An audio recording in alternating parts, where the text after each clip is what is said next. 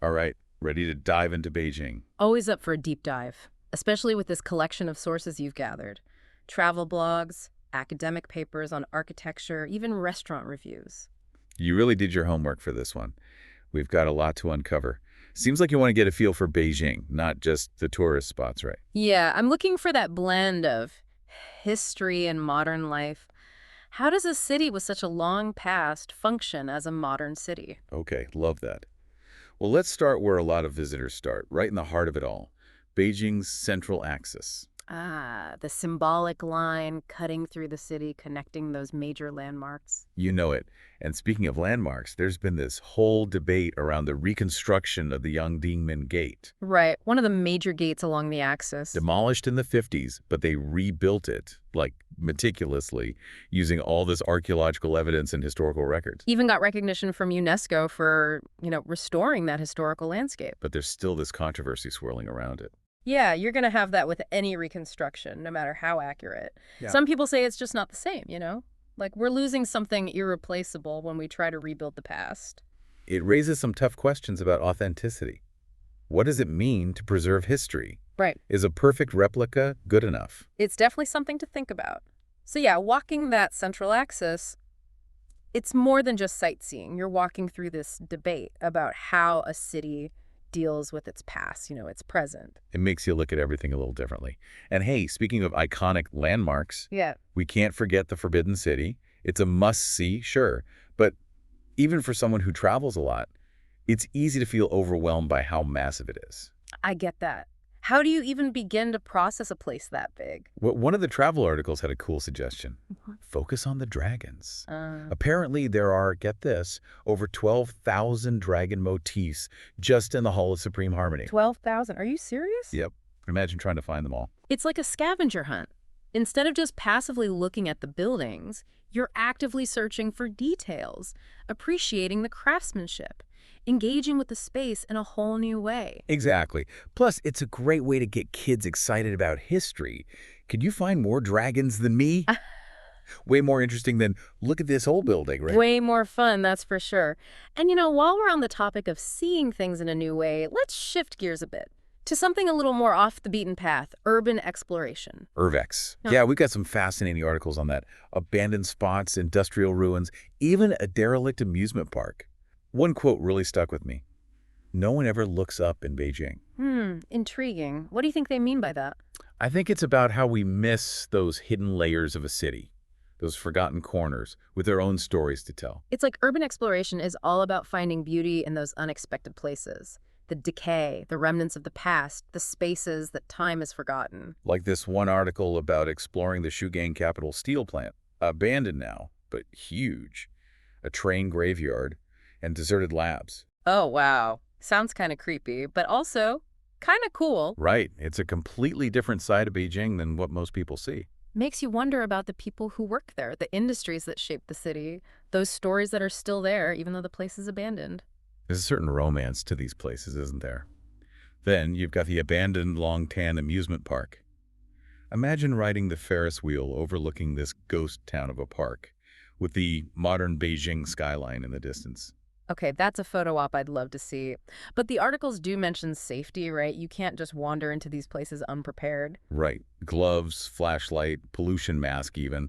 Always got to prioritize safety no matter how exciting the exploration seems. Agreed. Okay, so we've covered history, abandoned places. Let's talk about something everyone loves. Food. Oh yeah, you can't go to Beijing without experiencing the food scene. Speaking of which, let's start with the classic, the one and only Peking duck. The gold standard. Makes my mouth water just thinking about it. Well, you provided this Lonely Planet article, and it really goes deep into how Peking duck is made. It's an art form. It's not just roasting a duck. What else is there to it? Oh, so much. They carefully prepare the duck, dry it, even inflate it to separate the skin from the meat. Wow, I had no idea. Then there's basting with molasses, roasting over fruit wood, carving it tableside. It's a whole production. The article even recommends a specific restaurant, Siji Minfu, known for, well, their meticulous preparation and their skilled duck carvers. But, okay, we also have this review for the Qinghai Provincial Government Restaurant, and it mentions something called, wait for it, dog piss pancakes. Dog piss pancakes. That's a name. I know, right? What even are those? Well, apparently, despite the name, they're actually a sweet treat. Thin, crispy, like a crepe. The review described them as having this slightly sweet, fermented flavor, almost like sourdough. Huh. I'm pretty adventurous when it comes to food, but that name is giving me pause. I hear afar. But hey, the descriptions of the taste and texture actually sound pretty tempting. Okay, maybe I'll be brave enough to try one. That's the spirit. I think that's part of what makes exploring Beijing so great, right? Being open to new things, even if they seem a little unusual at first. Well said. So, we've covered ancient history, abandoned corners of the city, and some pretty interesting food. Now let's jump into modern Beijing. What would you recommend for someone who wants to experience the contemporary side of the city? Well, we've got this review of a place called One Third. It's a bar trying to elevate the cocktail experience, going beyond the usual club scene and focusing on handcrafted, high-quality cocktails with a Beijing twist. So, less about downing shots, more about savoring the art of the cocktail. Exactly. And then for craft beer lovers, there's this Lost Plate Brewery tour where you hop around local tap rooms in a tuk-tuk, sampling all these unique brews. Okay, sign me up for that. And hey, for all the cat lovers out there, the Family Fizz, those vegan YouTubers, they mentioned how many cat cafes there are in Beijing. Cat cafes seem to be popping up everywhere these days. I can see how, in a city like Beijing, they'd be a nice, peaceful escape. Absolutely. Wow, we've covered a lot, from ancient history to cat cafes. But before we move on, we've got some great questions from listeners who are following along with our deep dive. Awesome. I'm always excited to hear what people are curious about. What do they want to know? Well, the first one is about food. No surprise there. Someone wants to know, where can I find authentic Beijing snacks? Like beyond the tourist traps. Great question. I always recommend venturing into those hutong neighborhoods, those narrow alleyways and courtyards. You'll find some real hidden culinary gems there. Like Ghost Street. Giji, I think they call it. Yeah. Famous for its spicy crayfish and all sorts of local street food. Definitely worth checking out. Sounds like a culinary adventure. Okay, next question. Is it possible to experience traditional Chinese music or theater in Beijing? Absolutely. Beijing has such a rich cultural heritage. There are plenty of places to see traditional performances. The Vishnu Center for the Performing Arts has a variety of shows, opera, dance, music. And for a more intimate setting, you've got the Liyuan Theater, which specializes in Peking opera. Fantastic. All right, last question for this part of our deep dive. We have a listener who's really interested in the Ming Dynasty. They want to know, are there any specific sites in Beijing related to that period? Well, a bit outside the city, you have the Ming tombs. They're the tombs of 13 Ming emperors, each one this huge complex of temples, pavilions, and burial mounds. 13 emperors. That's got to be impressive. It's quite a sight. And while you're there, check out the Bixi statue. It's this giant mythical creature, part tortoise, part dragon, and it symbolizes longevity and strength. Really cool to see. Okay, the Ming tombs are going on my list. It's amazing, isn't it? As we dig into these sources, you really see how Beijing manages to be both this ancient city and this modern hub. Totally. We've been talking about those big historical sites, even those abandoned places, but there's this research paper here about how people see Beijing today. Oh yeah, this one's interesting. It takes a different approach. They analyzed photos from Weibo. Weibo. Remind me, that's like the Chinese Twitter, right? Exactly. So they looked at what aspects of Beijing's culture people were sharing, engaging with, kind of like using social media to understand the city's, well, soul. That's a cool way to do it. What did they find? Like, what stood out?